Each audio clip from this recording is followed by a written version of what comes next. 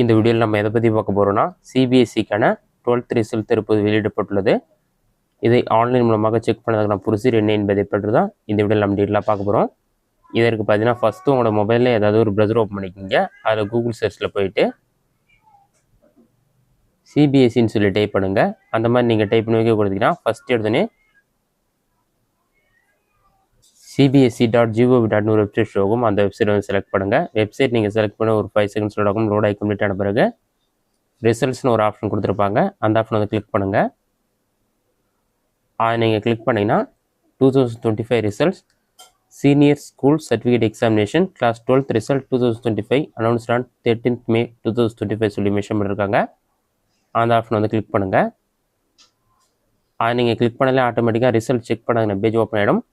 அதிக பேர் செக் பண்ணுறதுனால தற்போது வந்து பேஜ் ஓப்பன் ஆகலை. ஓப்பன் ஆன பிறகு உங்களோட register number, admit card number, date of birth இந்த டீட்டெயில்ஸில் என்டர் பண்ணி ரிசல்ட் செக் பண்ணிக்கலாம். இந்த வெப்சைட்டில் ஏதாவது ப்ராப்ளம் வந்தால் உங்களோட மொபைலில் உமாங் ஆப் இன்ஸ்டால் பண்ணிக்கோங்க. இதற்கு வந்து ப்ளே ஸ்டோர் ஓப்பன் பண்ணிக்கோங்க. அதில் சர்ச் ஆப்ஷனில் போய்ட்டு உமாங் சொல்லி டைப் பண்ணுங்கள். அந்த மாதிரி நீங்கள் டைப் பண்ணி வைக்க கொடுத்தீங்கன்னா உமாங் சொல்லி ஒரு ஆப் ஷோ ஆகும். இதை இன்ஸ்டால் பண்ணி ஓப்பன் கொடுங்க. ஒரு 5 செகண்ட்ஸ் லோட் ஆகும். லோட் ஆகி கம்ப்ளீட் ஆன பிறகு சிபிஎஸ்சி போர்ட் 12th ரிசல்ட் வரும். செக் 12th ரிசல்ட் ஆப்ஷன் வந்து கிளிக் பண்ணுங்கள்.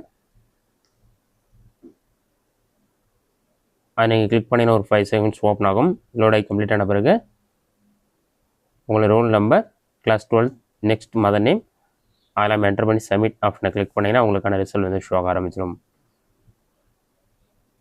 இந்த மெத்தட் பயன்படுத்தி நீங்கள் ரிசல்ட் செக் பண்ணலாம். அப்படி இல்லைன்னா டிஜிலாக்கர் வெப்சைட் மூலமாக செக் பண்ணலாம்.